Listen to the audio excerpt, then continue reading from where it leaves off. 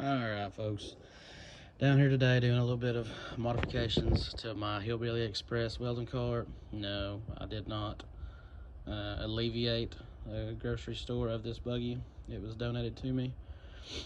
Had a welding cart from Horrible Freight. Not worth it in my opinion. So I switched over to this. Blew the front of it out, and that's originally where the torch lead and stuff came through. Didn't think about it at the time when I made it. It's a bit hard to do like a wire spool change. So I'm gonna turn the welder in there sideways. I'm gonna blow some of the two sides out. That way the argon and gas hose and the electrical cord can come out one side easily, and then the torch leads can come out the other. And then I should be able to do a spool change out the front here, or at least that's the plan. Got a little bit of measuring to do, come up with a plan, and I'll come back and let you see some progress.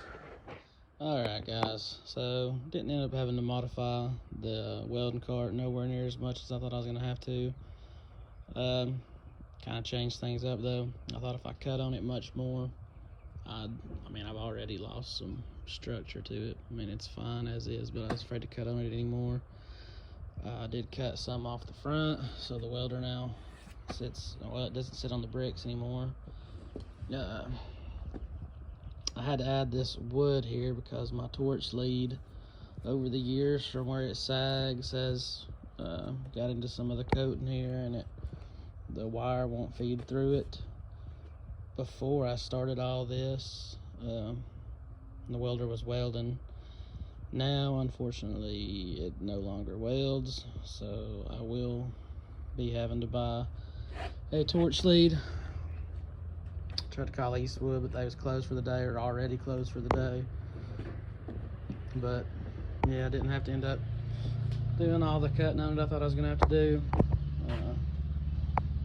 It works. Even when I get the new torch in, I'll leave this wood there, and I'll secure the torch lead to the wood with something. That way it stays on there. That way I just don't encounter that. I don't know, I've seen that happen on other welders just from the weight of it sagging. If you don't keep it stored right, other people use my welder. And I've probably stored it like that before as well too. But that's where I'm at today. Kind of beat.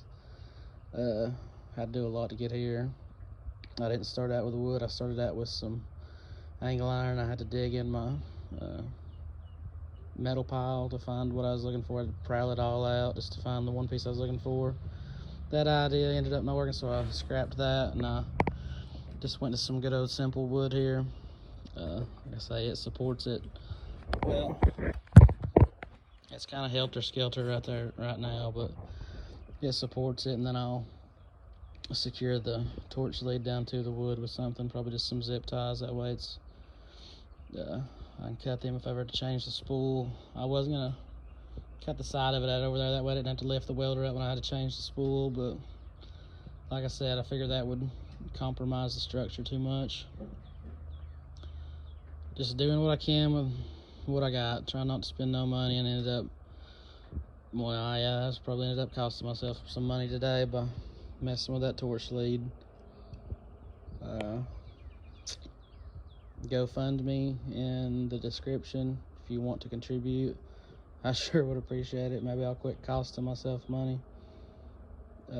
If not, maybe share the GoFundMe, or just by watching, leave me some words of encouragement, and we're out for the day. Appreciate y'all.